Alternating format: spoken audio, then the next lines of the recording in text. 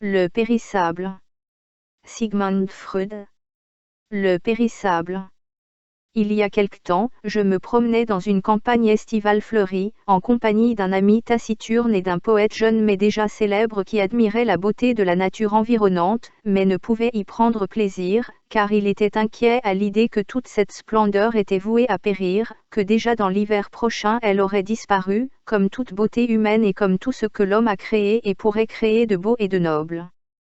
Tout ce qu'il aurait aimé et admiré, n'eût été de cette circonstance, lui semblait sans valeur à cause du sort de périr auquel il était condamné. On sait que ce souci du caractère périssable du beau et du parfait peut donner naissance à deux tendances psychiques différentes. L'un conduit à l'amère lassitude du monde ressenti par le jeune poète, l'autre, à la révolte contre cette prétendue fatalité. Non. Il est impossible que toute cette splendeur de la nature et de l'art, de notre monde sentimental et du monde extérieur, soit réellement vouée à disparaître dans le néant. Le croire serait trop insensé et sacrilège. Tout cela doit pouvoir subsister d'une manière ou d'une autre, à l'abri de toute influence qui menace de l'anéantir. Mais cette prétention à l'éternité trahit trop clairement son appartenance à nos désirs pour qu'elle puisse revendiquer la valeur de réalité. Aussi ce qui est douloureux peut être vrai, c'est pourquoi je ne pouvais me résoudre à réfuter la généralité du périssable ni à imposer une exception pour le beau et le parfait. D'autre part, j'ai nié au poète pessimiste que la nature périssable du beau entraînait sa dévaluation. Au contraire, c'est une augmentation de sa valeur. La qualité périssable porte une valeur de rareté dans le temps. Les possibilités limitées d'en profiter le rendent d'autant plus précieux. J'exprimai alors mon incompréhension que l'expiration de la beauté obscurcisse la jouissance qu'elle nous procure. Quant à la beauté de la nature, elle renaît après chaque destruction hivernale, et cette renaissance peut bien être considérée comme éternelle par rapport au terme de notre propre vie. Au cours de notre existence, nous voyons la beauté du visage et du corps humain s'épuiser à jamais, mais cet éphémère ajoute un nouveau charme à ses charmes. Une fleur ne nous paraît pas moins splendide car ses pétales ne fleurissent que le temps d'une nuit. Je n'étais pas non plus en mesure de comprendre pourquoi la limitation dans le temps devait porter atteinte à la perfection et à la beauté de l'œuvre artistique ou de la production intellectuelle. Il viendra un temps où les peintures et les statues que nous admirons aujourd'hui seront réduites en poussière, une génération d'êtres nous succédera qui ne comprendra plus les œuvres de nos poètes et de nos penseurs, même une ère géologique se produit qui voit toute vie sur Terre réduite au silence, cela n'a pas d'importance, la valeur de ce qui est beau et parfait ne réside que dans son importance pour notre perception, il n'est pas nécessaire qu'il lui survive, par conséquent, il est indépendant de sa durée dans le temps. Bien que ces arguments me semblaient irréprochables, je voyais bien qu'ils n'ébranlaient ni le poète ni mon ami. Un tel échec m'a conduit à présumer qu'il avait dû être saisi par un facteur affectif puissant qui obscurcissait la clarté de leur jugement, facteur que j'ai cru plus tard avoir trouvé. Sans doute, la révolte psychique contre l'affliction, contre le deuil de quelque chose de perdu, a dû gâter leur jouissance de la beauté.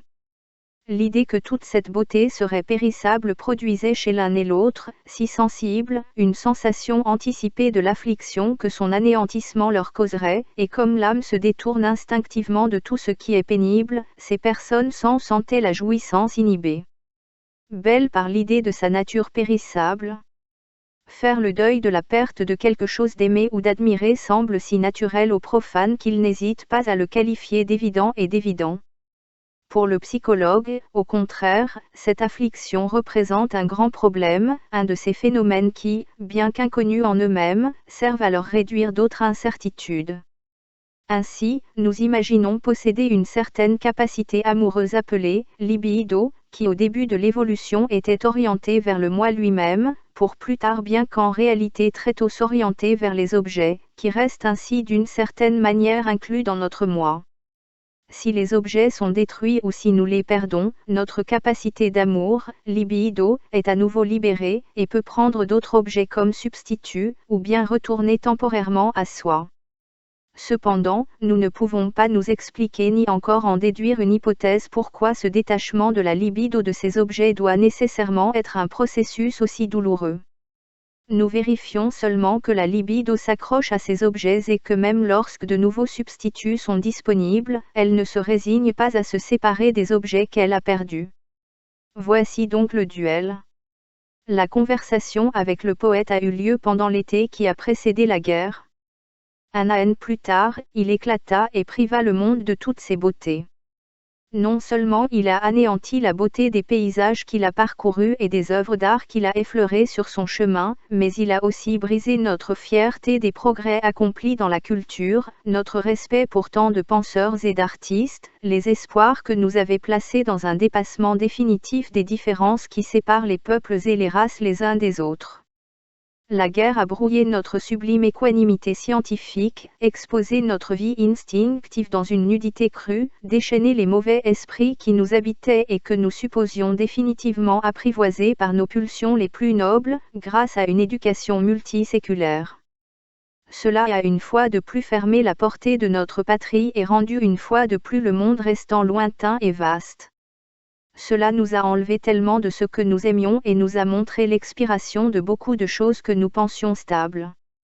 Il n'est pas étonnant que notre libido, si pauvre en objets, en soit venu à occuper avec d'autant plus d'intensité ceux qui nous restaient. Il n'est pas curieux que tout à coup notre amour pour la patrie ait augmenté, l'affection pour la nôtre et la fierté qui nous inspire de ce que nous avons en commun.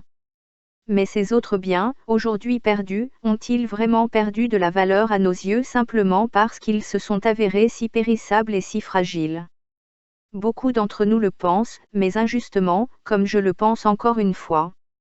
Il me semble que ceux qui pensent ainsi et semblent vouloir renoncer une fois pour toutes à ce qui est appréciable, simplement parce que cela ne s'est pas avéré stable, ne sont qu'accablés par le chagrin que leur a causé leur perte. On sait que le deuil, aussi douloureux soit-il, se consume spontanément. Une fois tout perdu renoncé, il se sera épuisé et notre libido sera à nouveau libre de remplacer les objets perdus par de nouveaux, éventuellement aussi ou plus précieux que ceux-ci, tant que nous serons encore assez jeunes et garderons notre vitalité. Il faut s'attendre à ce que la même chose se produise avec les pertes de cette guerre. Une fois le deuil terminé, on constatera que notre haute estime pour les biens culturels n'a pas été diminuée par l'expérience de leur fragilité. Nous reconstruirons tout ce que la guerre a détruit, peut-être sur un terrain plus solide et avec une plus grande permanence. Fin.